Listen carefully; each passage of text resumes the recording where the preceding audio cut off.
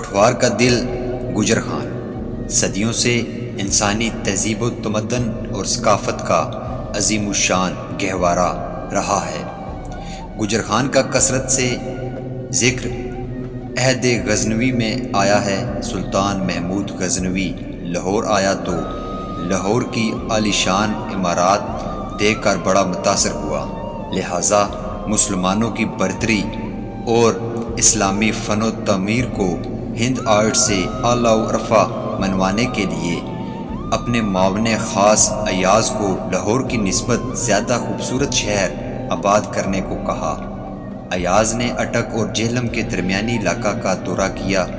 ایاز نے سب سے پہلے سر تالاب بنوایا۔ وہ سر یا تالاب آج بھی موجود ہے جو حیات سر کے نام سے مشہور ہے۔ اس تالاب کا اصل نام ایاز سر تھا۔ یہاں ایاز نے فوجی بیرکس بنوائی، مگر مزید کام کرنا تھا کہ بارش کے موسم کی آمد کے باعث کام روکنا پڑا۔ بارشیں ختم ہوئی تو زمین پھٹ گئی۔ صورتحال سے سلطان محمود غزنوی کو آگاہ کیا گیا۔ سلطان محمود غزنوی موجودہ قصبہ جیرو رتیال آیا اور زمین کا جائزہ لینے کے بعد تعمیرات کا کام بند کرا دیا۔ محمود غزنوی کے بعد گجر خان کا ذکر عہد بابری میں ملتا ہے۔ بابری کے عہد میں یہاں چوہان آباد۔ عہد اکبری میں گجر خان معمولی قصبہ تھا۔ آئین اکبری کے مطابق گجر خان 2 اسامیوں پر مشتمل تھا۔ یہ تپا گلیانہ اور پرگنہ دھان گلی میں شامل تھا۔ ہمیں گجر خان کا ذکر تاریخ شیر شاہ سوری میں بھی ملتا ہے، یعنی جب شیر شاہ نے سرائیں بنوائی تو یہاں بھی سرائے، استبل اور کنویں بنوائے۔ سکھوں کے عہد میں گجر خان تحصیل گلیانہ کا حصہ تھا۔ گجر خان کی وجہ تسمیہ سے متعلق مختلف آراء پائی جاتی ہیں۔ کوہ بہستون کے مشہور کتبہ کے مطابق اس خطہ یعنی پٹھوار کا نام سے تے کو تھا۔ اس کے معنی سرزمین صدگاؤ کے ہیں، یعنی ایسا خطہ جس میں مویشی بکثرت پائے جاتے ہوں۔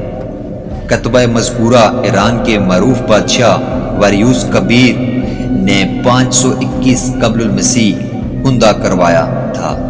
جب یہ علاقہ پہلی بار ایران کے متحد ہوا تھا، اسی لفظ سے تے گو کی مناسبت سے یونانی عالم ہیروڈوٹس نے اس خطہ کو گجر قوم کا ابتدائی مسکن گردانا تھا۔ بعد میں جب کستولی بان نے اپنی معروف کتاب تمدن ہند لکھی تو اس نے اس خطہ کو گوجر قوم کا آباد کردہ لکھا۔ بقول لی بان گجر قوم 15,000 قبل المسیح میں وسط ایشیا سے آ کر یہاں آباد ہوئے۔ ان شواہد کو مد نظر رکھتے ہوئے دور جدید کے کچھ محققین گجر خان کو گجر قوم کا آباد کردہ بیان کرتے ہیں۔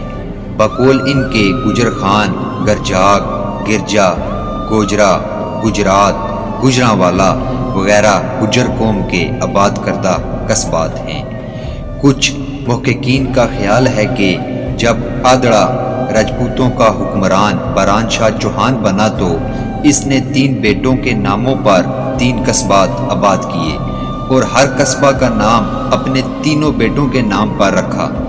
بڑے بیٹے گجر خان کے نام پر گجر خان، بھائی خان کے نام پر بھائی یا پائی خان اور عمر خان کے نام پر عمر خان نامی قصبے آباد کیے۔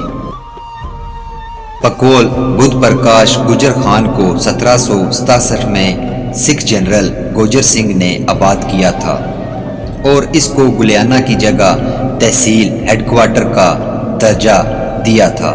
کہ گوہر نامہ از ڈاکٹر محمد باقر صفحہ 210 میں لکھا ہے کہ سکھ گردی کے آغاز میں یعنی 1778 کے لگ بھگ پرگنہ دھان گلی، بھروالا موجودہ راولپنڈی اور اٹک تک کا علاقہ سردار گوجر سنگھ کے قبضہ میں تھا۔ اس نے اپنے نام پر گجر خان آباد کیا۔ راولپنڈی گزٹر کے صفحہ 102 پر لکھا ہے کہ دوآب سندھ ساگر ہزارہ سے مٹھن کوٹ تک تھا، اس کو سرکار کہتے تھے۔ یہ صوبہ لاہور کے ماتحت تھا۔ اس سرکار کا ایک ضلع پور پوری موجودہ راولپنڈی تھا، جس کے ماتحت گجر خان ایک پرگنہ تھا۔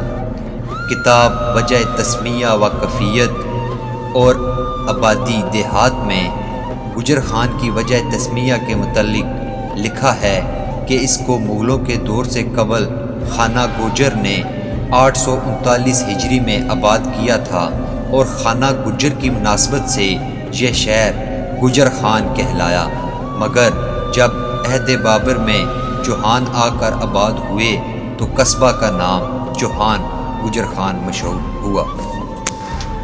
تاریخی اعتبار سے گجر خان کا علاقہ پنجال ریاست کا مرکز تھا، اور ارجن کی رانی دروپدی اسی ریاست کی رہنے والی تھی۔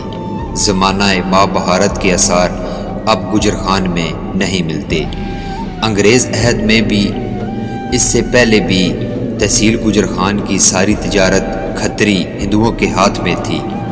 بیول، گلیانہ، سکھو، دلتالہ اور سید کسراں تجارتی مرکز تھے، مگر یہ ساری تجارت گاہک اور آڑھتیوں کے باہمی مقامی لین دین پر مبنی تھی۔ صرف گجر خان ہی ایسا قصبہ تھا جہاں سے مال برآمد بھی کیا جاتا۔ چند آڑھتی ایسے بھی یہاں موجود تھے جن کا بیرونی ممالک سے رابطہ تھا۔ ایک دور میں گجر خان کی منڈی سے انگلستان کو غلہ سپلائی کیا جاتا، اور 10-10 ہزار من گندم روزانہ برآمد ہوتی۔ چنانچہ ریلی برادرز انگلینڈ نے اپنی ایجنسی یہاں کھول رکھی تھی۔